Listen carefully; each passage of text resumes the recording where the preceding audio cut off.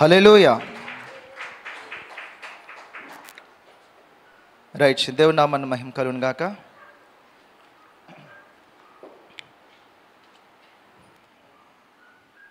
దేవుని వాక్యం మనం చదువుకుందాం. యెషయా గ్రంథము 40వ అధ్యాయము 3వ వచనము. యెషయా గ్రంథము 40వ అధ్యాయము 3 నుంచి 5 వచనాలు మనం చదువుకుందాం. ఆలకించుడి, అడవిలో ఒకడు ప్రకటించుచున్నాడు. ఎట్లనగా, అరణ్యములో యెహోవాకు మార్గము స్థిరపరచుడి, ఎడారిలో మా దేవుని రాజమార్గము సరాలము చేయుడి. ప్రతి లోయను ఎత్తు చేయవలను, ప్రతి పర్వతమును ప్రతి కొండను అణచవలను. వంకరవి చక్కగాను కరుకైనవి సమానముగాను ఉండవలను. యెహోవా మహిమ బయలుపరచబడును, ఒకడును తప్పకుండా సర్వ శరీరులు దాని చూచెదరు. ఇలాగున జరుగునని యెహోవా సెలవిచ్చియున్నాడు. రైట్, గడిచిన సమయాల్లో గడిచిన వాక్యంలో మనం మాట్లాడుకున్నాం డార్క్ పీరియడ్, చీకటి ప్రపంచం గురించి కానీ నిశ్శబ్ద కాలం గురించి కానీ చాలా విషయాలు మాట్లాడుకుని దాని తర్వాత జకర్యాకి మొట్టమొదట యెహోవా వార్త నూతన నిబంధనలో మొట్టమొదటిగా జకర్యాకి తన వార్త అందిందని మనం నమ్మాము, విశ్వసించాము, మనం చదువుకున్నాం, నేర్చుకున్నాం. దాని తర్వాత ఇప్పుడు మనం నేర్చుకోబోతున్న విషయము బాప్తిస్మిచ్చే యోహాన్ గురించి. ఆయన పేరే బాప్తిస్మిచ్చే యోహాన్. ఆయన పరిచయం అలాగా వచ్చింది. చాలామంది యోహాన్లు ఉన్నారు, కానీ ఇతను బాప్తిస్మిచ్చే యోహాన్. బాప్తిస్మిచ్చని ఆయన ఇంటి పేరు కాదు, లేకపోతే ఊరి పేరు కాదు. దేవుడు అతను ఎన్నుకున్న పిలుపు. పరలోకరాజు సమీపిస్తుంది, మారు మనసు పొందడని ఇక్కడ రాయబడ్డ ఈ ప్రవచనము మత్తయి సువార్త 3వ అధ్యాయంలో మనం చదువుకోవచ్చు. ఈ ప్రవచనము నెరవేర్పు. ప్రవచనం అంటే తెలుసు కదా, భవిష్యత్ కాలంలో జరిగే సంఘటనని దేవుడు తన ఆత్మ ద్వారా ఆయా భక్తులకి ముందుగా తెలియచేసి దానిని తెలియపరిచి సిద్ధపరచడమే ప్రవచనం. వాళ్ళు తెలియచేస్తారు, రాబో దినాల్లో ఇలా జరుగుతుంది, యెహోవా ఇలాగ సెలవిస్తున్నాడు, ఇలా మాట్లాడుతున్నాడు అని సెలవిస్తున్నాడు. సో యెషయాకి వచ్చిన ప్రవచనం ఇక్కడ నెరవేరింది. మత్తయి సువార్త 3వ అధ్యాయం 1, 2, 3. ఆ దినములందు బాప్తిస్మిచ్చు యోహాను వచ్చి, పరలోక రాజ్యము సమీపించున్నది, మారు మనసు పొందుడని యూదియా అరణ్యములో ప్రకటించుచుండెను. ప్రభు మార్గము సిద్ధపరచుడి, ఆయన త్రోవలు సరాలము చేయుడని అరణ్యంలో కేకవేయు నొకని శబ్దమని ప్రవక్త అయిన యెషయా ద్వారా చెప్పబడిన వాడితడే. ప్రవక్త అయిన యెషయా ద్వారా చెప్పబడిన వాడు ఇతడే. హల్లెలూయా. అక్కడ ప్రవచనము, ఇక్కడ నెరవేర్పు. సో బాప్తిస్మిచ్చే యోహాను ప్రవచన పురుషుడు, ప్రవచన పుత్రుడు. వారి గురించి ముందుగా ప్రవచించబడ్డది. సంసోన్ గురించి ముందుగా ప్రవచించబడ్డది. సో చాలామంది భక్తుల గురించి ప్రభు ముందుగా తెలియచేసి దేవుడు అక్కడ ఆయా కాలాల్లో వారిని ఎన్నుకున్నాడు, వాడుకుంటున్నాడు. ఇక్కడ ఈ బాప్తిస్మిచ్చే యోహాను అతని పరిచర్య ఏంటి? పరలోక రాజ్యం సమీపిస్తుంది, మారు మనసు పొందుడి అని యోదయ అరణ్య ప్రాంతాల్లో సువార్త ప్రకటిస్తూ మారు మనసు నిమిత్తము అతను చేసే పరిచర్య. అతని పరిచర్య ఏంటి? దేవుని యొక్క శబ్దము ముందుకు వచ్చేసింది. 43కి వచ్చేసింది యెషయా గ్రంథంలో. అడవిలో ఆలకించుడి, అడవిలో ఒకడు ప్రకటించుచున్నాడు. ఎట్లనగా, అరణ్యంలో యెహోవాకు మార్గము సిద్ధపరచుడి. అరణ్యంలో యెహోవాకు మార్గం సిద్ధపరచుడి. అరణ్యము, అడవి. అడవికి లేకపోతే తోటకి వ్యత్యాసం ఏంటి? తోటమాలి ఉంటాడు, ఆ చెట్లు ఎలాగా విత్తబడాలో, అవి ఎలా ఎదగాలో, ఏ క్రమంలో ఉండాలో దానికి తోటమాలి నుండి జాగ్రత్తగా ప్రతి చెత్త కూడా తీసివేసి ఒక క్రమంగా తను సరైన సమయంలో సరైన విత్తనాలు అతను విత్తి సరైన పంట కొరకు తను ఎదురు చూస్తాడు. ఇది తోట. మరి అడవి అంటే ఏంటి? దానికి సమయం అంటూ ఉండదు, ఒక విధానం అంటూ ఉండదు, ఒక మార్గం అంటూ ఉండదు. అస్తవ్యస్తంగా ఉంటుంది, ఎలా పడితే అలాగ ఉంటుంది. ఎప్పుడు తింటున్నామో తెలియదు, ఎప్పుడు పడుకుంటామో తెలియదు, ఎప్పుడు వెళ్తున్నామో తెలియదు, ఏం జరుగుతుందో తెలియదు. ఈరోజు ఒకలాగా, రేపు ఒకలాగా, ఎల్లుండి ఒకలాగా. క్రమమైన విశ్వాసం లేదు, క్రమమైన భక్తి లేదు. ఇది అస్తవ్యస్తంగా ఉన్న పరిస్థితి.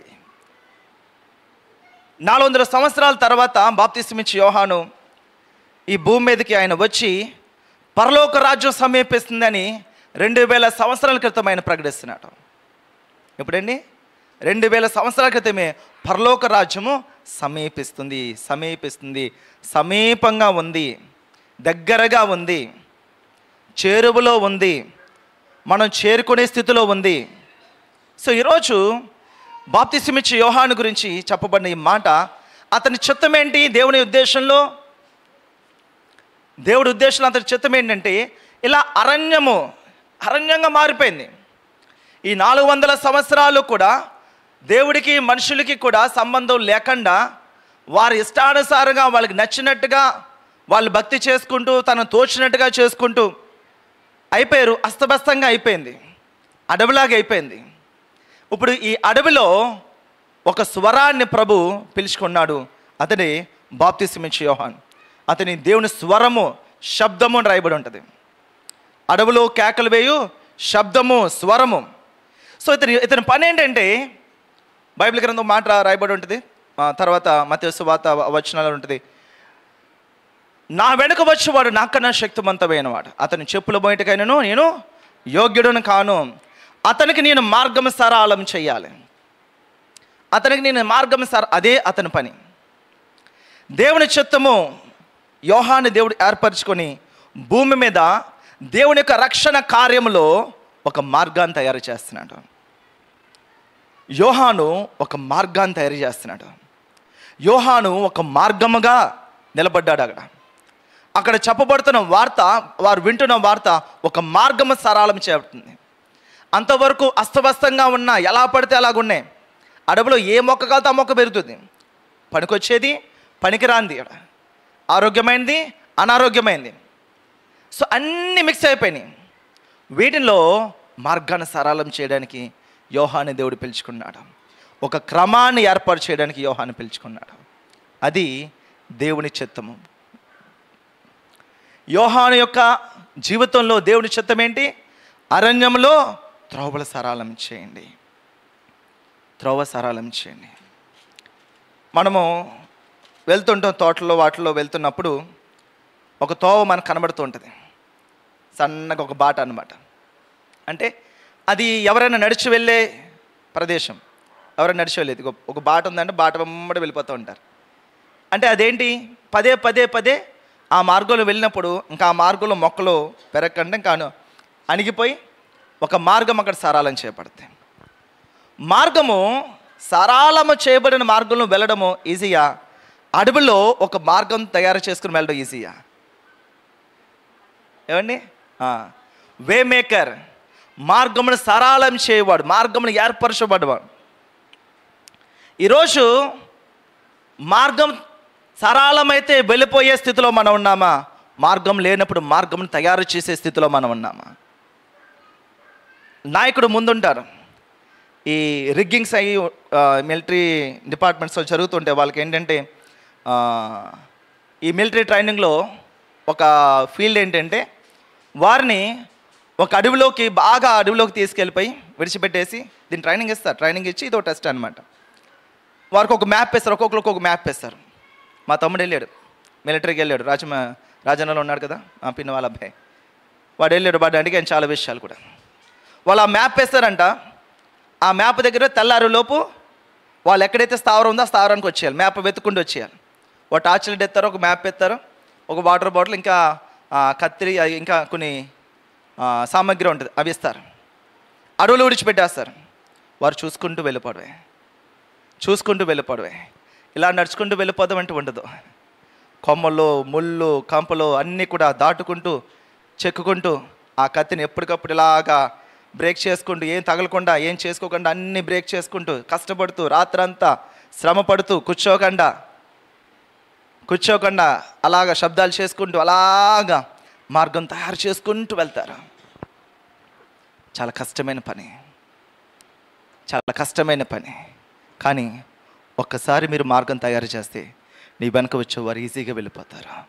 హల్లెలూయా, హల్లెలూయా. అందుకే మన యేసయ్య వే మేకర్ అని మార్గం సరళం చేసి వెళ్ళిపోయాడు. నేనే మార్గము, సత్యము, జీవము. ప్రభు సెలవేస్తున్నాడు. బాప్తిసమిచ్చి యోహాను అరణ్యంలో త్రోవను కలయి చేస్తున్నాడు. అరణ్యంలో త్రోవను కలయి చేస్తున్నాడు. ఏమండి అప్పుడు ఇల్లు లేవా, ఊర్లు లేవా? ఏమండి సరైన వసతులు ఉన్న ప్రాంతాలు లేవా? ఇప్పుడు ఊర్లు ఎలాగ ఉన్నాయో, అడవులో పక్కన ఎలాగ ఉన్నాయో, నదిలో పక్కన ఎలాగో అక్కడ కూడా అలాగే ఉన్నాయి. కాకపోతే ఇప్పుడు కొంచెం డెవలప్ అయింది, అప్పుడు కొంచెం డెవలప్ లేదంతే. మరి ఏంటి అరణ్యంలో వెళ్తున్నాడు? అరణ్యంలో త్రోవ కలయి చేస్తున్నాడు ఏంటి? దేవుడి పిలుపు, నువ్వు అరణ్యంలో ఉండాలి, నువ్వు అరణ్యంలో త్రోవను కలగ చేయాలి. క్షేమంగా, సంతోషకరంగా, ఏ బాధ లేకుండా, ఏ కష్టము లేకుండా అన్నీ సమకూర్చబడి అన్నీ వండి పెడుతుంటే తినేసి అన్నీ రెడీగా ఉంటే వాడేసుకుంటూ, మా నోరు ఉందిగా నోరుతో కేకలేసుకుంటూ, ఏవి అనుకూలించకపోయినా, తినడానికి తిండి లేకపోయినా, ఈ మిలిటరీ కాదు, ఈ నక్సలైట్లు అన్నలు ఉంటారు కదా, అందులోంచి మారు మనసు పొందిన వాళ్ళు కొంతమంది ఉన్నారు. వారు దైవ సేవకులకు అక్కడ మారారు. ప్రభు శక్తివంతంగా వారు వాడుకున్నారు. అందులో ఒక ఆయన పేరు పాస్టర్ దైవవరం గారు. ఆయన వాక్యంలోనే మారు మనసు పొందాను. ఆయన వాక్యము సాక్ష్యము, చనిపోయి బ్రతికాడు ఆయన. చాలా భయంకరమైన సాక్ష్యమైన. వారికి చెప్తారంట 40 దినాలు నీళ్ళు తాగి బతకడం ఎలాగో నేర్పిస్తారంట. 40 దినాలు ఓన్లీ వాటర్. వీళ్ళు ఎక్కడ ఉన్నారు ఎవరికి తెలియకూడదు.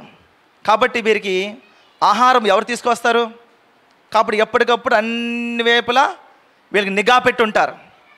ఎవరు వీళ్ళు చేరుకుంటున్నారు, ఎవరు వీళ్ళ దగ్గరికి వస్తున్నారు, వీరి దగ్గర బయటకు వచ్చే వాళ్ళు ఎవరు. కాబట్టి వెంటనే అనుకూలించే సమయాలు వీళ్ళకి భోజనాలు దొరకవు. కాబట్టి వాళ్ళ ట్రైనింగ్ ఎలా ఉంటుంది? 40 దినాలు వాళ్ళకి ఏముంటుంది? ఓన్లీ నీళ్ళు అంటే ఏముంటుంది? బాటిల్లో టిన్లు పట్టుకోరు వాళ్ళు. చెరువులు, నదులు అవే. ఈ అడవిలో వెళ్ళిపోతూ చీకటి పడుతుంది అనగానే వాళ్ళు ఒక స్థావరాన్ని వాళ్ళే సెర్చ్ చేసుకుంటారంట. ఇక్కడ ఉందాము, అక్కడ బోర్డు ఉండదు, మీరు ఇక్కడ విశ్రాంతి తీసుకోవచ్చు, ఇక్కడ పడుకోవచ్చు అనేది వాళ్ళే చూసుకుంటారు. వాళ్ళే ఏర్పాటు చేసుకుని అన్నీ కూడా నరికి ఇక్కడ మనం పడుకోవచ్చు, తెల్లారి వరకు ఇక్కడ కొంచెం క్షేమమే, పర్వాలేదు మిగతా చోటు కన్నా అని ఆ అడవిలో ఉన్న వాళ్ళు ఒక స్థలాన్ని చూసుకుని ఆ స్థలం మీద వాళ్ళందరూ కూడా కూడుకుని పడుకుంటారంట. స్త్రీ లేదు పురుషు అందరూ కలిపే పడుకుంటారంట. ఆ భావాలు ఉండవంట. అలాగ వాళ్ళు ట్రైనింగ్ ఇస్తారంట. పొద్దున్న లెగిస్తారు, వాళ్ళు బ్యాగులు తీసి తైలించుకొని బట్టలు తీసుకుంటే బ్యాగ్ లోపల చేతి పెడితే తోచపల్లే బయటకు వచ్చాయంట. రాత్రి పడలు కదా మరి అవి లోపలికి వెళ్ళిపోయి ఉంటాయి. ఏం వస్తాయో తెలియదు, ఏం జరుగుతుంది. అది అడవి అనుభవం. అది అడవి అనుభవం. ఈరోజు మన ఆత్మీయ జీవితము అస్తవ్యస్తంగా అడవిలాగా ఉందా?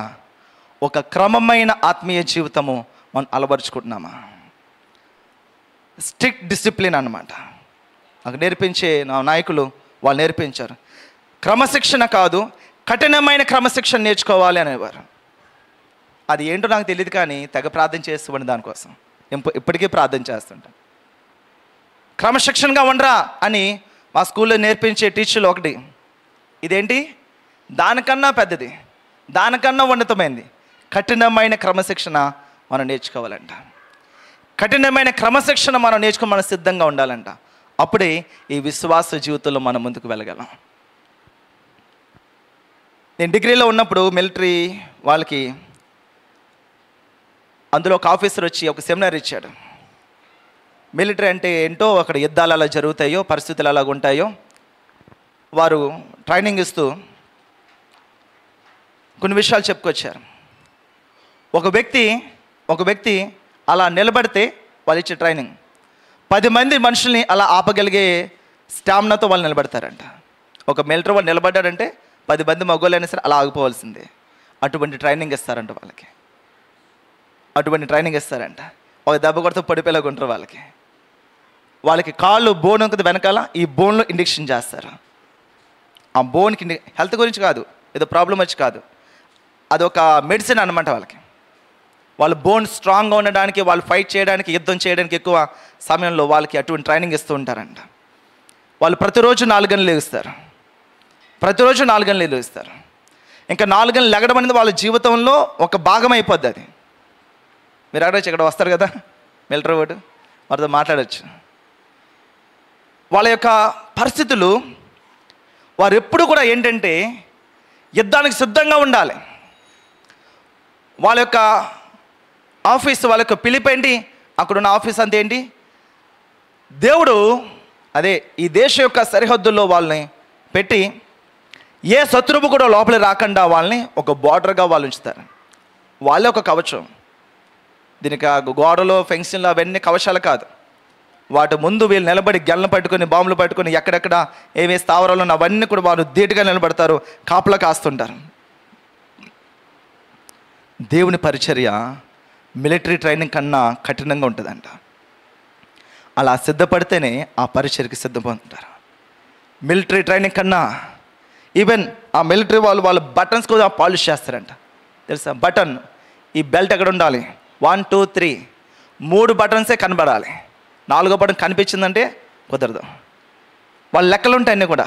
వాళ్ళ షూ పాలిష్ ఎలాగ ఉండాలో కఠినమైన క్రమశిక్షణ. సోమరితనం అనేది క్రైస్తవుడు కాదు. అసలు సోమరితనం అనేది క్రైస్తవుడు కాదు. చిన్నపిల్లలు తెలియకపోతే వారు వేరే సంగతి. మనం ఎదుగుతున్నామంటే, ఎదిగి కూడా మన సోమరితనానికి అలవాటుపడ్డామంటే, సోమరి వాడింటికి లేమి ఆయుధదారుడు వచ్చినట్టుగా వస్తుందంట. లేమి ఒక ఆయుధదారుడు ఎలాగైతే వస్తాడో లేమి అలా ఇంటికి వస్తుంది. ఎవరింటికి? సోమరివాడి ఇంటికి వస్తుందంట. ప్రతి విషయంలో కూడా ఇక్కడ బాప్తిసమిచ్చే యోహాను అరణ్యంలో త్రోవను కలిగి చేస్తున్నాడు. అతని పిలుపు అరణ్యంలో త్రోవను కలిగి చేయడం. అది ఎంత కష్టమైనా, ఎంత ఇబ్బంది అయినా, ఎంత ఇరుకైనా బాప్తిసమిచ్చే యోహాను ఏం చేయబడ్డాడండి? తల చిరస్థాదనం చేయబడ్డాడు. తల కొట్టించేశారు, హత్య చేయబడ్డాడు, హతసాక్షిగా మారాడు. ఎందుకు హతసాక్షిగా మారాడు? ఎందుకు చంపేశారు? ఎంతమంది జీవితాలను వెలిగిస్తున్నాడో, ఎంతమందిని ప్రభు వైపు తిప్పుతున్నాడో. అతని కష్టమైన, నష్టమైన ఎదుటివాడు ఎవరైనా సరే నీతిగానే మాట్లాడేవాడు, సత్యముగానే మాట్లాడేవారు. ఎవరిని అడిగారు? అక్కడ రాజు బర్త్డే జరిగింది. రాజు బర్త్డేకి కుమార్తె నాట్యం చేసి, అక్కడున్న రాజు బర్త్డే పార్టీకి వచ్చిన అధికారులందరి ముందు నాట్యం చేసి వారి మెప్పును పొందుకుంది. ఆ మెప్పును పొందుకున్న ఆ కుమార్తె, రాజు అన్నాడు, ఓపెన్ గిఫ్ట్ ఇచ్చేసాడు, నీకేం కావాలో కోరుకో, నువ్వేది అడిగితే అది ఇచ్చేస్తాను. అటువంటి గుడ్డి మాటలు, గుడ్డి వాగ్దానాలు చేయకండి.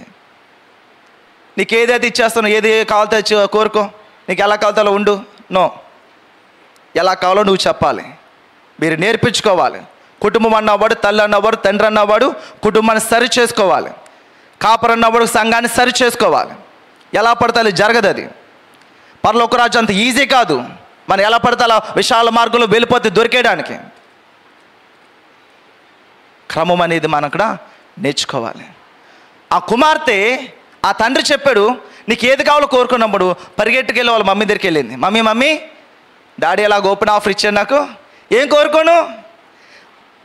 ఆ భార్య దగ్గరికి వద్దాం. ఆ భార్య తన భర్తని చంపించేసి, లేకపోతే తన భర్తను విడిచిపెట్టి ఇతని దగ్గరికి అక్రమ సంబంధంగా ఉంది. దానిని ఈ బాప్తిసమిచ్చే యోహాను ఖండించాడు. మీరు చరిత్రలోకి వెళ్ళి చదవండి. నువ్వు రాజకుమార్తె అయితే నువ్వు రానివైతే ఎవరికి కావాలి? బాప్తిసమిచ్చే యోహాను ఏది నిజమో, ఏది సత్యమో, ఏది క్రమమో అవతల వాళ్ళు ఎవరైనా సరే క్రమంగా నేర్పించేవాడు. ధనముంటే గొప్పోళ్ళు ఎన్ని అక్రమాలు చేసినా చప్పట్లు కొడతారంట. ఎందుకంటే డబ్బు ఉన్న వాళ్ళు కదా, వాళ్ళు ఏం చేసినా సాగుద్ది. ఏమండి, ఒక న్యూస్లో నేను వింటున్నాను, కొంతమంది వ్యక్తులు ఫోటోలు చూపించి వీళ్ళు గవర్నమెంట్ దగ్గర నుంచి ఇన్ని లక్షల కోట్లు సంపాదించేశారు, లేకపోతే దోచేశారు, ఇన్ని బ్యాంకుల నుంచి లోన్ తీసుకొని కట్టకుండా వదిలిపెట్టేశారు, వీళ్ళు అయిపోయారు. ఒక చిన్న కుర్రోడు ఆకలి కోసము ఒక హోటల్లో ఒక టిఫిన్ పట్టుకుని పారిపోతుంటే, భోజనం పట్టుకుని పారిపోతే వాడిని కొట్టి చంపేశారు. ఆకలి కోసం భోజనం పట్టుకెళ్ళామని కొట్టి చంపేశారు. దేశాలు దోచుకుంటున్న వాళ్ళని సింహాసనం ఎక్కించి పూజిస్తున్నారు. ఇది ఈ లోకము, ఈ లోక నమ్మకండి. ఈ బైబిలే మీ జీవితమైన నా జీవితమైన ఈ బైబిలే ఆధారం. ఈ వాక్య విరుద్ధంగా ఎవరైనా సరే ఏ పరిస్థితి అయినా సరే, చావుకైనా సరే మనం అక్కడ సిద్ధపడేలాగా మనం ఉండాలి. ఈ బాప్తిస్మం ఇచ్చే యోహాను దేవుడు తనకు అప్పచెప్పిన పని అరణ్యంలో త్రోవ కలగజేయాలి. తన మనసాక్షిని పవిత్రంగా కాపాడుకోవాలి. వాక్యము దేవుడు రాకడ వస్తుంది, ములుగుతాం, నువ్వు ములుగుతావా, నేను ములుగుతాను, అందరూ ములగడానికి వచ్చేవారు చాలామంది. కానీ బాప్తిస్మం ఇచ్చే యోహాను అతను చూడగానే పసిగట్టేవాడు.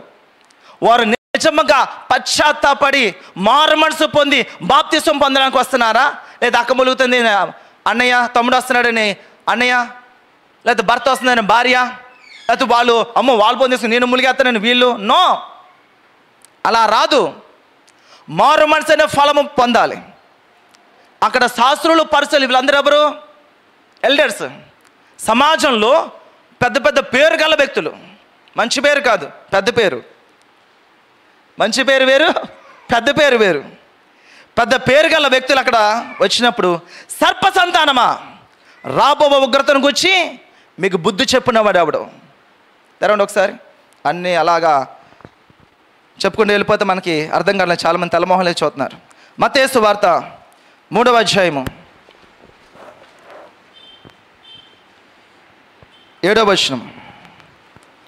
మత్తయి సువార్త 3వ అధ్యాయము 7వ వచనం. అతడు పరిసయ్యుల్లోను సద్దుకాయుల్లోను అనేకులు బాప్తీసం పొందవచ్చుట చూచి, సర్ప సంతానమా, రాబో ఉగ్రతను తప్పించుకొనుటకు మీకు బుద్ధి చెప్పేవాడెవడు? మారు మనసుకు తగిన ఫలము ఫలించుడి. మారు మనసు గల ఫలమును ఫలించుడి. మారు మనసు గల ఫలము ఫలించుడి. అలా కాకుండా నేను ములిగితే ఏదో వచ్చేదని వస్తే ములగడం వల్ల ఏమీ ఉండదు. మీరు బాప్తిసం పొందినా ఏమి కాదు, మందిరానికి వచ్చినా ఏమీ కాదు.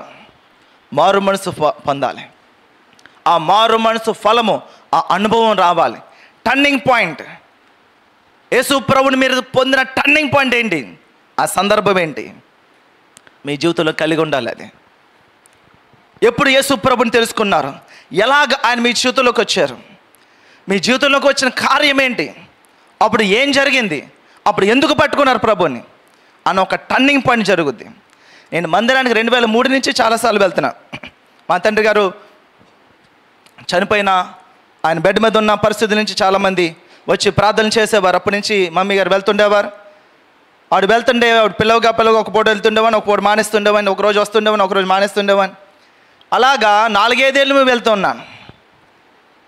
వెళ్ళడము రావడం అంతే. ఆడ కూర్చున్నంతసేపు చాలా బాగుండేది. వాళ్ళు ఏదో చెప్తుంటే చాలా మంచిగా వినసొంపుగా ఉండేది. బయటకు వచ్చాక యథావిధ, నా పనులు నాయే, నా కాలేజీలు నాయే, నా ఫ్రెండ్స్ నావే, నా జల్సాలు నావే. ఎందుకు? మారు మనసిన ఫలం అక్కడ ఫలించలే. నేను మారు మనసిన ఫలము ఫలించకపోతే మన జీవితాంతం మందిరానికి వచ్చినా సరే ఉపయోగం ఉంటుంది. మారు మనసు గల ఫలము, పాప క్షమాపణ పొందుకోవాలి, పశ్చాత్తాపం రావాలి. మనం ఎంత పాపులమో, మన పాపముల నిమిత్తము యేసు ప్రభు సిలువను చూడండి, అది మన పాపల నిమిత్తమే. మనమంటే అందరూ అనుకోకండి, మీకు మీరు అనుకో, నాకు నేను అనుకోవాలి. నా పాపల నిమిత్తమే యేసు ప్రభు ఆ కడబరి సిలువలో అలా భయంకరంగా కిరాతకంగా ఆయన సిలువ వేశారు. అంత గొప్ప పాపం చేశాను నేను. ఎంత పాపం? పెద్ద పాపం చిన్న పాపం ఉంటుంది, కానీ పాపం పాపమే. అది చూసినప్పుడు అంత కిరాతకమైన పాపం నేను చేశాను. అంత కిరాతకమైన పాపం యేసు ప్రభు ఆయన సిలువ మీద ఆయన భరించాడు నా కోసం. దేవుని యొక్క పిలుపు బాప్తిస్మం ఇచ్చే యోహాను మీద, పరలోక రాజ్యం సమీపిస్తుంది, మారు మనసు పొందనని ఒక కొత్త బోధ, ఒక నూతనమైన బోధ. అప్పటి వరకు బోధ లేదు. ఈ సబ్బాత్ అంటే శనివారం, ఈ విశ్రాంతి దినము, శనివారం దినాన ఏం చేసేవారంటే వీళ్ళు ఏ పని చేయరు. ఇప్పటికీ కూడా ఇజ్రాయెల్ దేశంలో యూదులు ఈ సబ్బాత్ పాటిస్తారు. ప్రతి శనివారం కూడా 7th డే చర్చ్ చదవండి కదా, వీళ్ళు ఆ ఫాలోవర్స్ అన్నమాట. బట్ అకార్డింగ్ టు బైబిల్ అది పాత నిబంధన గ్రంథంతో ముగించబడింది. మన ఆదివారం కూడుకోవడం కారణం ఏంటి? ఏం జరిగింది ఆదివారం? ఎస్, పునరుద్ధానము. చాలామంది గొప్ప వాళ్ళు పుట్టారు, చాలా గొప్ప పనులు చేసి ఉండొచ్చు. ఎవరి యొక్క నాయకులు వాళ్ళు గొప్ప అనుకుంటే, మన నాయకుడు మనం గొప్ప అని అనుకుంటే, మన ప్రభు మరణం వరకు ఆగలేదు. పునరుద్ధానుడు మన ప్రభు. హల్లెలూయా. మనం మృతి చెందిన మనం ఆరాధించట్లే, యుగ యుగములో సజీవుడైన దేవుడు మనం ఆరాధిస్తున్నాం. అది క్రైస్తవుని విశ్వాసం, ధైర్యంగా చెప్పగల విశ్వాసం. ప్రపంచంలో ఎంతోమంది గొప్ప గొప్ప నాయకుల యొక్క జీవిత చరిత్రలోనే వారందరూ చనిపోయారు, ఫోటోలు ఎక్కారు, సమాధులు ఉన్నారు. కానీ మన ప్రభు యొక్క సమాధి ఖాళీ సమాధి. పునరుద్ధానము అది యేసు ప్రభులో ఉన్న ప్రత్యేకత. ఆయన విశ్వసించిన మనము కూడా పునరుద్ధానం అవుతాం. పునరుద్ధానం మళ్ళీ తిరిగి లేపబడతాం. ఆయన రక్తంలో కడగబడి, పశ్చాత్తాపడి, మారు మనసు పొంది, బాప్తిసం పొందిన వారందరూ కూడా, వాళ్ళు బతికున్నా, ప్రభు రాకలో చనిపోయినా, వారందరూ ఏం చేస్తారు? మహిమ శరీరం ధరించుకొని ఆ ప్రభు దగ్గరికి వెళ్తారు. మహిమ శరీరం ధరించుకొని ప్రభు దగ్గరికి వెళ్తారు. కాబట్టి ఆయన ఎందు ఏం చేయాలంట? మారు మనసు పొందాలి. అరణ్యంలో కేకలు వేసే శబ్దము, అది యోహాను యొక్క పిలుపు. దేవుడు అని అంటే ఏంటి? భక్తి అంటే ఏంటి? విశ్వాసం అంటే ఏంటి? ఇవి అన్నీ కూడా విడిచిపెట్టేసి, చతికిలు పడిపోయి, మరచిపోయి, ఏదో ఒక వ్యాపారం చేసినట్టుగా, ఏదో ఒక ఉద్యోగాన్ని పొద్దున్న సాయంత్రం వచ్చినట్టుగా, భక్తి జీవితము, మందిరము జీవితము అది కూడా ఏదో ఒక ఉద్యోగంలాగా అయిపోయింది. కానీ యేసుక్రీస్తు ప్రభు దేవుడు సృష్టికర్త, ఆయనతో ఒక అన్యోన్యమైన సహవాసం మనకు కలిగి ఉండాలి. ఆయన మనల్ని ప్రేమిస్తున్నాడు, మనం ఆయన ప్రేమిస్తున్నాము. ఎంతసేపు దీవెన ఆశీర్వాద దేవుడు ఏమి ఇచ్చాడు, ఇచ్చేసాడు, అది చేశాడు. దేవుడు మనల్ని వాడేసుకొని ఉన్నతమైన ఎక్కడ నిలబడతాడు? మిమ్మల్ని ఎందుకు ఉన్నతమైన కొంతగా అనుకుంటారు? ఎందుకు? దేవుని చిత్తం చేయాలి, అదొకటే ప్రార్థన చేయండి. ప్రభా, నువ్వు నన్ను ఎలా చూడాలో కూడా నేను అలాగ ఉండాలి. నేను ఏం చేయాలని ఉద్దేశం ఉంది, అది నేను చేయాలి. అది ఏదైనా సరే దానికి మనం సిద్ధపడి ఉండాలి. రెండు విషయాలు చెప్తాను చూడండి. ప్రభు సేవ కొరకు, లేకపోతే ప్రభు కొరకు కాళ్ళకి చెప్పులు లేకపోయినా సరే, నడుచుకుంటూ అయినా సరే మనం వెళ్ళిపోయి సువార్త చేయాలి. ఎంత దూరమైనా, ఎన్ని కిలోమీటర్లు అయినా సరే. యేసుక్రీస్తు ప్రభు వారు అలా చేశారు, శిష్యులు అలా చేశారు, లేకపోతే బాప్తిస్మ యోహాను అలా చేశారు. బై వాక్ అక్కడక్కడ వాళ్ళు వాడలు ఎక్కారు, కానీ మిగతా పరిచర్య అంతా కూడా నడిచే చేశారు వాళ్ళు. రెండో సిస్టమ్ దేవుడు రాజ్యము కొరకు ఫ్లైట్ అయినా సరే నేను యూజ్ చేస్తాను, విమానమైనా సరే యూజ్ చేస్తాను, పరిచర్య కొరకు నేను వెళ్తాను, దేవుడు రాజ్యం కొరకు నిలబెడతాను. ఈ రెండు ఉన్నాయి. ఈ రెండు విషయాలు కూడా మనం అర్థం చేసుకోవాలి. దేవుడు మనల్ని ఏ అనుభవంలో పెట్టాడు? ఈ కాలనడకలనే అనుభవాన్ని మనం తీసుకోవచ్చు. మనం తీసుకోవచ్చు. లాజరు స్థితి ఏంటి? తన ఆత్మీయంగా కోటీశ్వరుడు, ఆత్మీయంగా ప్రార్థనలో దేవుని చిత్తం చేసేవారిలో, దేవుడికి ఇష్టలుగా జీవించే వాళ్ళలో నెంబర్ 1 లాజరు. దేవుడు చూసే చూపులో కోటీశ్వరుడిగా కనబడుతున్నాడు. ఆత్మీయ స్థితిలో తన శరీరాన్ని కంప్లీట్గా తను లెక్క చేయలేదు. దేవుడు పిలుపు, తను ఏ స్థితిలో ఉండాలి, ఓకే, ఆ స్థితిలో ఎక్కడ ఉన్నా సరే, మరణకరమైన కురుపులు తన ఒంటి మీద ఉన్నా, కుక్కలు వచ్చి ఆ కురుపులు నాకుతున్నా, తన దగ్గర వెళ్తున్న కంపు కొడుతున్నా, నా ప్రభు అని ఎలా ఉండమన్నాడు. Okay, fine. తన ఆత్మీయ స్థితిని జాగ్రత్తగా కాపాడుకున్నాడు. నా ప్రభు ఈ రోగం పెట్టాడు, నన్ను ఎలా పెట్టాడు, అందుకే నేను శాపాలు ఉండిపోయిన దేవుడికి నో. అది దేవుడి చిత్తంలో, దేవుడి క్రమంలో అది నడుస్తుందా? ఓకే. మీ ప్రార్థనా జీవితం ప్రభుతో సహవాసం ఎలాగుంది, ఆ రెండు మనం చూడగలగాలి. నెంబర్ 2,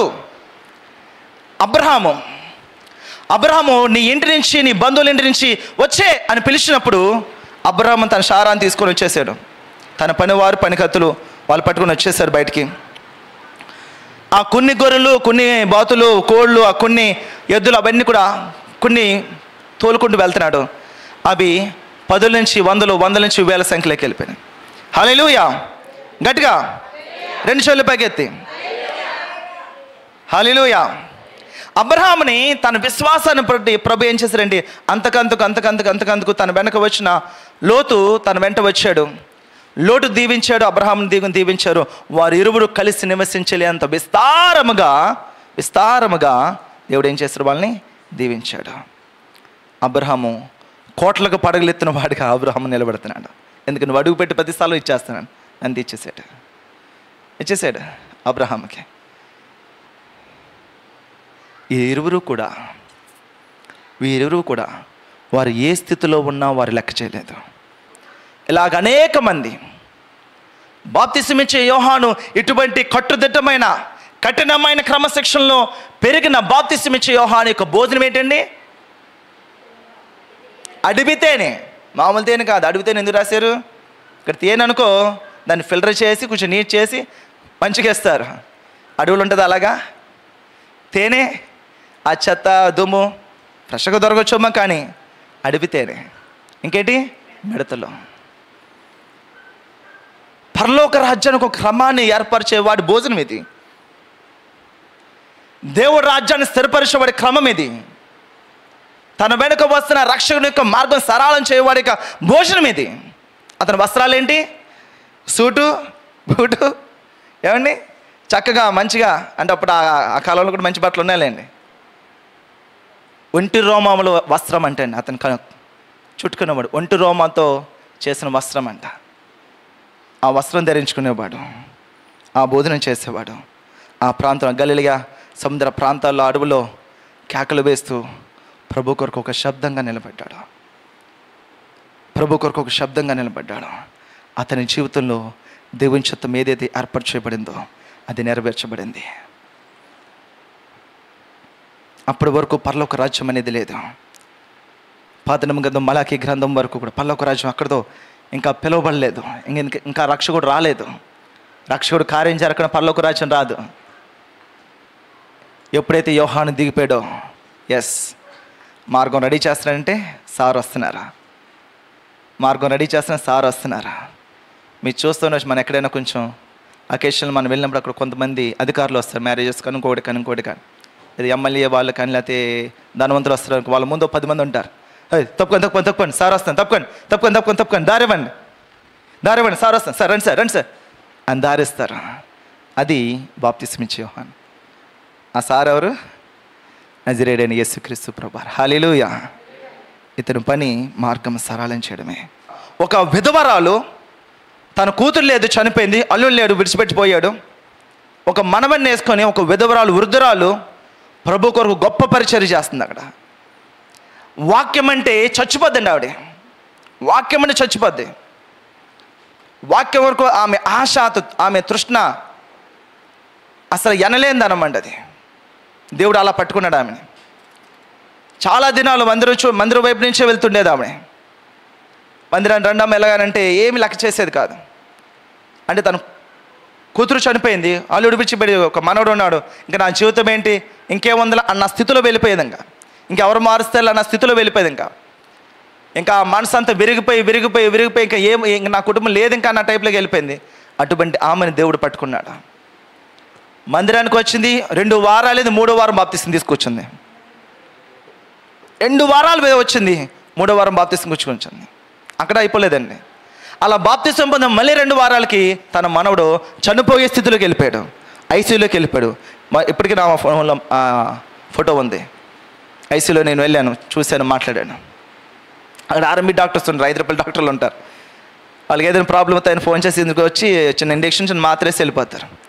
అతను ఫీవర్ వచ్చింది, తనకు ఏదో ప్రాబ్లం వచ్చింది, దానికోసం ఒకసారి 2 సార్లు చూశారు. ఇంకా 3వసారి పరిస్థితి దాటిపోతుందమ్మా, అర్జెంట్గా రాజమండ్రి తీసుకెళ్ళిపో అన్నారు. రాజమండ్రి తీసుకెళ్ళిపోయారు.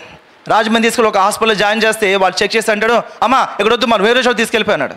ఏమైపోద్ది ఆవిడ? ఒక ముసలావిడ, ఒక విధవరాలు, ఒక ముసలావిడ. ఇక్కడ వద్దు, ఇక్కడ ఏమి చేయలేము, ఇది చాలా పరిస్థితి చాలా దారుణం అయిపోయింది, ఇంకో హాస్పిటల్ తీసుకుపోయాను. ఆ రాత్రిపూట ఆమె ఇంకో హాస్పిటల్ తీసుకెళ్ళిపోయారు. బాప్తిసం పొందిన 2వ వారంలో జరిగిన సంఘటన ఇది. ఆమె ఏ మాత్రం నిరుత్సాహపడలేదు.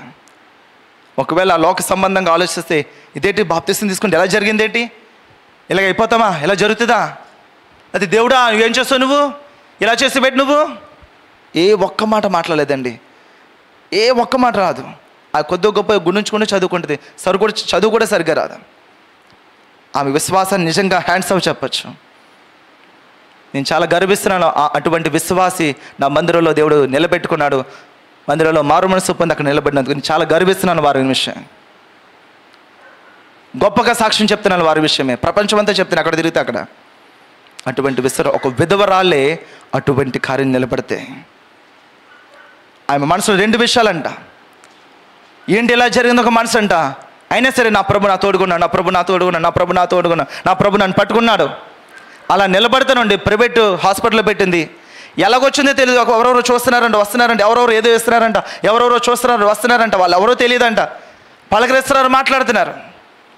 ఈ బాడీ నుంచి తల నుంచి ఇక్కడ బాడీ వరకు చివరి వరకు ఇవన్నీ ఏవేవో పెట్టేశారు, ఏవేవో కట్టేశారు. నేను వెళ్ళి అడిగాను డాక్టర్ని, డైరెక్ట్గా వెళ్ళి అడిగాను, ఏమండి పొజిషన్ ఏంటి, కండిషన్ ఏంటంటే ట్రీట్మెంట్ చేస్తున్నాను సార్ అన్నారు. అదే కాదు సార్, ఇప్పుడు పొజిషన్ ఏంటి, ఎలాగుంది, పరిస్థితి విషమంగా ఉందా, లేకపోతే మెరుగుపడుతుందా, లేదా తగ్గుతుందా, పెరుగుతుందంటే ట్రీట్మెంట్ చేస్తున్నాను సార్. 45 గంటలు గడిస్తే కానీ 45 గంటలు గడిస్తే ఏం చెప్పలేం.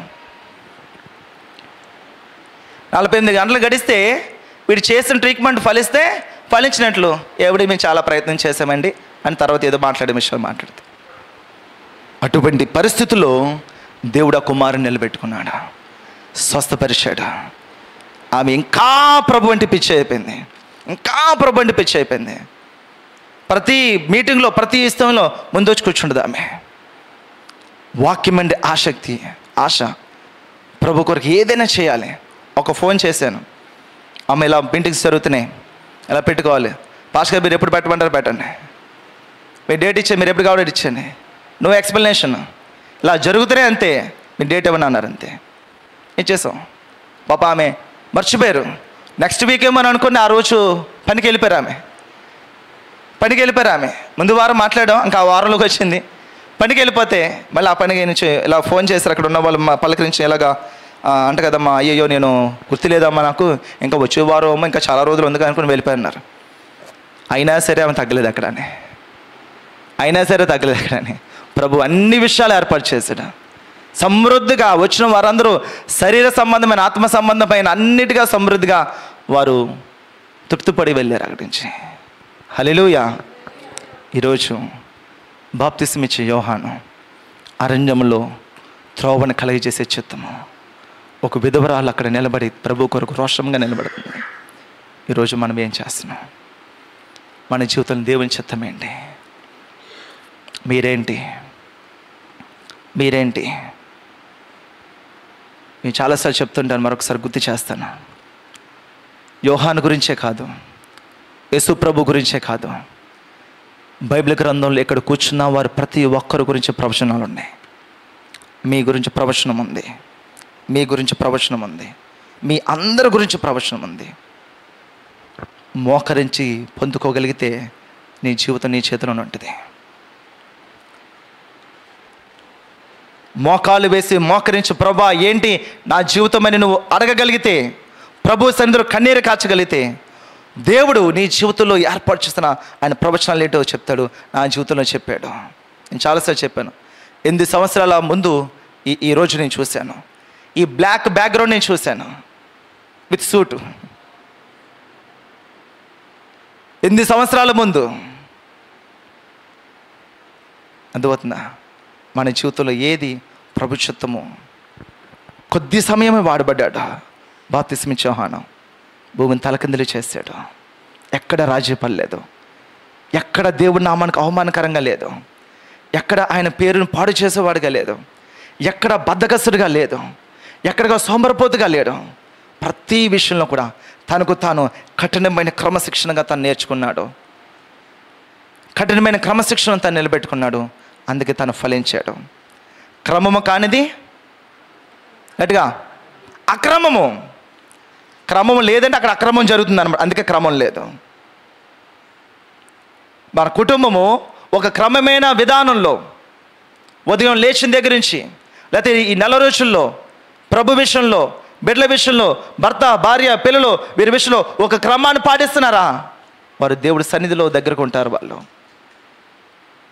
ఎలా పడితే అలాగే, ఎప్పుడు పడితే అప్పుడే, ఎలాగ ఇష్టమైతే అలాగా, టైం పాడు లేకుండా బయటికి లోపలికి మన ఇష్టానుసారంగా మనం చేసుకుంటే ఒక క్రమమైన విశ్వాసంలో మనం ఉండం. ప్రార్థన చేస్తున్నామంటే ఏదో ప్రభు దాన్ని ఇష్టపడట్లేదు. క్రమమైన విశ్వాసం, క్రమమైన భక్తి మనం నేర్చుకుందాం. ఈరోజు బాప్తిస్మ ఇచ్చే యోహాను తన జీవితంలో అటువంటి కఠినమైన క్రమశిక్షణలో, కఠినమైన అరణ్యంలో అతని తోవను సరళము చేశాడు. అతడు సరళం చేసిన త్రోవలో యేసు ప్రభు నిలబడ్డాడు. ఆయన నేనే మార్గము సత్యము చేయమన్నాడు. ఆ యేసు ప్రభుని కలిగి ఉన్న మనము, మీ కుటుంబానికి మీరు ఒక మార్గముగా ఉన్నారా? మీ కుటుంబంలో ఏదైనా ఒక సమస్య, ఏం చేయాలో తెలియట్లేదు అని అన్నప్పుడు మీరు మోకరించి ప్రార్థన చేసి ఇది మార్గము, ఇది చేద్దాము అని దృఢంగా చెప్పే ఆత్మీయస్థితిలో మీరు ఉన్నారా? లేదా ఇంకా ప్రతిసారికి పాస్టర్ గారు ఏం చేయాలి, ఓకే సేవకులు ఉన్నారు, సేవకులు చెప్తారు, సేవకులు నడిపిస్తారు, బట్ అబౌట్ యూ, మీ సంగతి ఏంటి? మిమ్మల్ని దేవుడి సన్నిధికి, దేవుడి స్వరానికి, దేవుడికి సన్నిహితంగా తీసుకుని వెళ్ళడమే సేవకుల యొక్క పని. కానీ బయట చాలా చోట్ల అలా జరగట్లేదులేండి. వాళ్ళే నాయకుల కింద, వాళ్ళే దేవుడి కింద, వాళ్ళే సన్మానాల్లో పైన నిలబడుతుంటారు, వేరే సంగతి. మీ జీవితానికి మీరు ఒక మార్గముగా నిలబడుతున్నారా? మీ కుటుంబానికి మీరు ఒక లైట్గా ఉన్నారా? మీ కుటుంబానికి ఒక ఉప్పు వేసినట్టుగా రుచిగా మీరు ఉన్నారా? లేకపోతే చేదుగా ఉన్నారా? మీ విషయమే ఆలోచిస్తే చేదు అనుభూతి వస్తుందా, తీపి అనుభూతి వస్తుందా? మీ విషయమే ఆలోచిస్తున్నప్పుడు చీకటి, ఏంటి ఈ వ్యక్తి, ఏంటి ఈ మనిషి, ఏంటి కుటుంబం అన్న అనుమానమో లేకపోతే అటువంటి అభిప్రాయం, ఉద్దేశం వస్తుందా? ఆ వ్యక్తి, ఆ పేరు, ఆ సేవకులు, లేకపోతే ఆ సిస్టరు, ఆ బ్రదరు అన్న మాట వినగానే మనసు ప్రశాంతముగా ఒక లైట్ వలే ఆ సిస్టర్ దగ్గరికి వెళ్దాం, మనం మాట్లాడదాము, బ్రదర్కి వెళ్దాం, మనం ప్రార్థన చేసుకుందాము అన్న ఆలోచన మనకు కలుగుతుందా? ఈరోజు ఎటువంటి అనుభవంలో మనం ఉన్నాం? దయచేసి కళ్ళు మూసుకుందాం అందరం కూడా. ప్రభా, నా కుటుంబాన్ని నేను ఒక మార్గాన్ని చూపేవారుగా నేను ఉండాలయ్యా. ప్రభు, ఈరోజు ప్రభు నీ కుటుంబంలో ఏదైనా ఒక కార్యం చేయాలంటే నీ కుటుంబంలో ఎవరున్నారు దేవుడి మాట వినేవారు? ఎవరున్నారు ఆయన స్వరం వినేవారు? ఎవరున్నారు ఆయన హృదయాన్ని తాకేపడేవారు? హల్లెలూయా. ఆయన ప్రవర్తన, దేవుడు ఎవరిని చూసి వారి ప్రవర్తన దేవుడు మెచ్చుకుంటున్నాడు. ఎవరి ప్రవర్తన దేవుడికి అంగీకారముగా ఉంది, ఎవరి మాటలో దేవుడి ఉద్దేశానికి అంగీకారముగా ఉంది. హల్లెలూయా, హల్లెలూయా, హల్లెలూయా, హల్లెలూయా. రాజానికి స్తోత్రములు, స్తోత్రములు, స్తోత్రములు. హాల్బలో దోరి ఖరామ షెకెరా దోరా లోకోరి మందరి ఖరామన్ దోరి ఖరాబ సెకే. Thank you ఖరాబ. అందరూ స్వరబెత్తి ప్రార్థన చేసుకోండి, స్వరబెత్తి ప్రార్థించండి. హల్లెలూయా, హల్లెలూయా. ప్రభా, ఆ బాప్తిస్మ ఇచ్చే యోహాను నాన్న ఒక శబ్దము, ఒక స్వరముగా తని ప్రభా అరణ్యంలో నిలబడ్డాడు తని ప్రభా.